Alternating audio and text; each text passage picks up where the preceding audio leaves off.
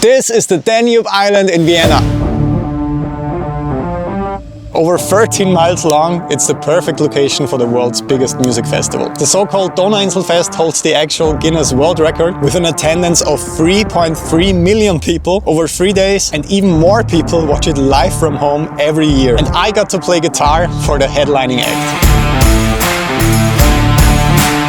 In this video, I will take you on this once-in-a-lifetime journey with me to relive the nerve-wracking tension together with you, to show you concert footage that seems too crazy to be real.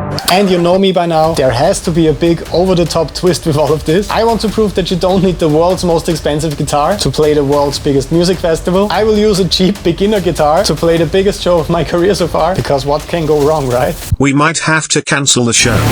But first, how did all of this actually happen?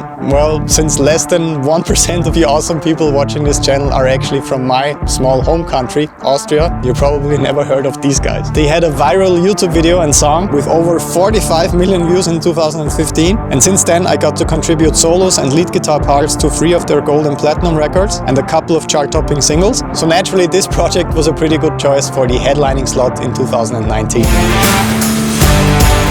So here you get a pretty good idea of how it looks like on stage, but instead of one guy riding a bicycle down there, you have to imagine 120,000 people standing here, and millions watch this event on TV at home in my country. And you can also listen to it live on the biggest radio stations, and I had tons of tricky guitar solos to play, a lot of them actually on acoustic guitar. If you own an acoustic guitar, chances are you plugged it in at one point to record or rehearse at home, and you listen to your playing with headphones, then you will probably have realized that you can hear every single detail and inconsistency. So imagine playing really hard guitar solos on acoustic guitar in front of 120,000 people, while millions are listening to a live feed of the direct soundboard audio. That's basically what I was up against.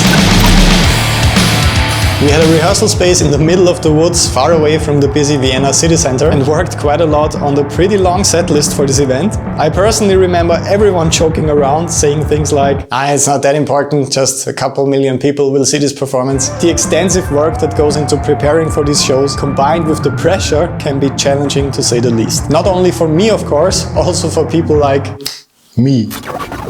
You were in charge of the whole visual aspect of this mega show, including the set design, lights and special effects. How did you and your team prepare for this insanely huge show? And do you remember the biggest challenge with this whole event? For the crew, one of the biggest challenges is obviously the changeover. That means the previous band needs to leave the stage as soon as possible, and you need to set up your stuff very quickly. At this show, I think we had just 15 minutes to set up the whole thing. In a short changeover like this, there is no room for any kind of mistakes. Every single fire cue, explosion, confetti cannon is operated by me, and every time I have to make the decision, is it safe for everybody? The lead singer likes to go to the very front of the stage, right next to the flames, and they're just some seconds before he goes back and the actual explosion has to start off. So a lot of times, I don't know if I'm gonna press the effect or if I have to let it go. That concludes the preparation phase. Now let's skip ahead to June 22nd, 2019, the day of the big show.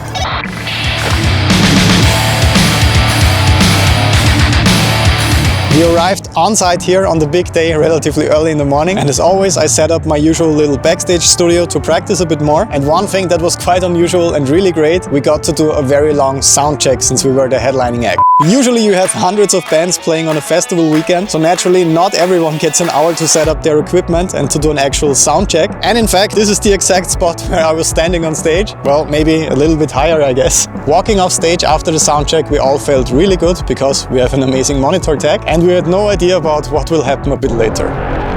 But first, if you ever played a show yourself, you know that after the sound check, the longest and actually kind of most exhausting part begins: the wait. A lot of people just enjoy the nice weather here. To be honest, most people just do this.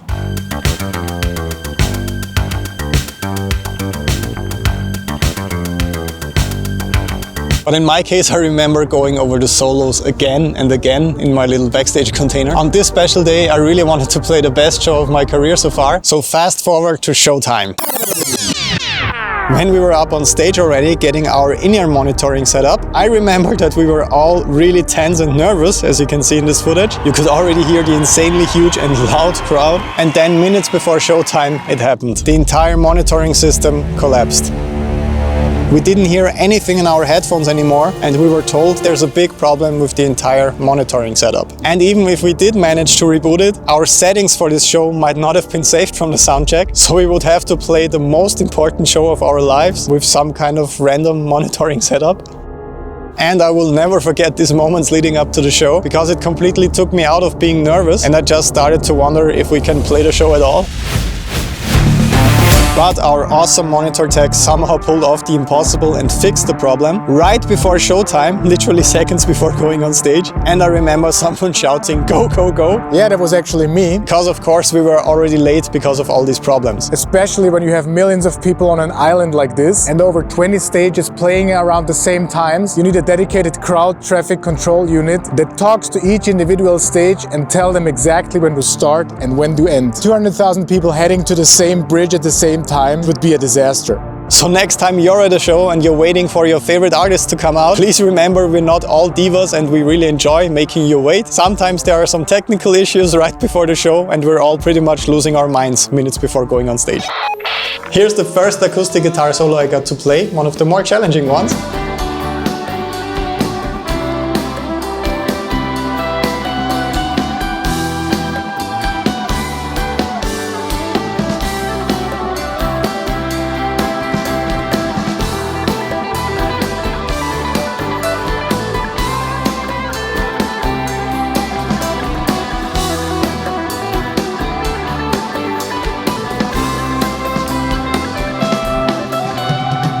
I remember a lot of comments below this live video saying that it's playback, and to be honest, that actually honors me quite a lot, that I'm sounding this close to the record live to people. But I think this mostly comes from the guitar sound here, which is kind of unusual for an acoustic guitar. Here's another really cool example of that.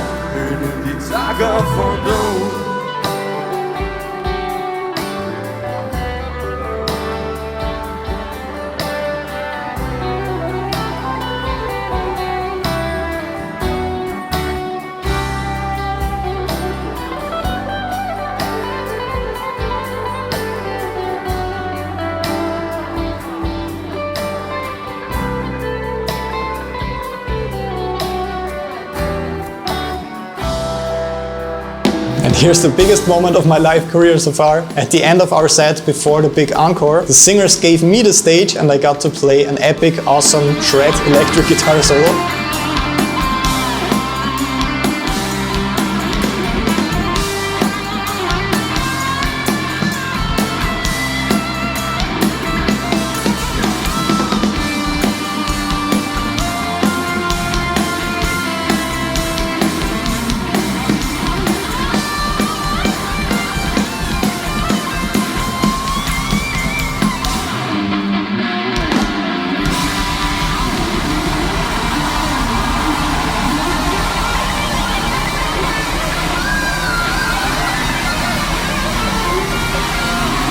I have to say that did feel pretty great. Because when I started, I never imagined that I get to shred in front of over 100,000 people at some point. Of course, I'm dreaming about doing shows like this much more frequently. Maybe in the future with some kind of bigger internationally touring act. Let me know if anyone's hiring. And in fact, I'm also putting together a show with my solo music together with Martin. We're putting together a tour through Europe around September, October 2023. It's gonna be amazing. I'm gonna play songs like Waterworks for you. I might end up destroying some guitars. So you don't want to miss this. I will tell you more about it soon. But until then, thanks for watching. Don't forget to subscribe and have an awesome day. Greetings from Vienna. Bye bye.